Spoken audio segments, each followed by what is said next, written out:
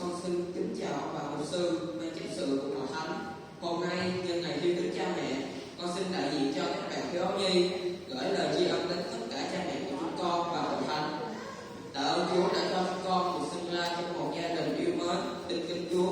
Cảm ơn cha mẹ đã nuôi nấng, yêu thương và dạy dỗ chúng con luôn khôn, là tấm gương sáng cho chúng con noi theo trong sự phục vụ Chúa.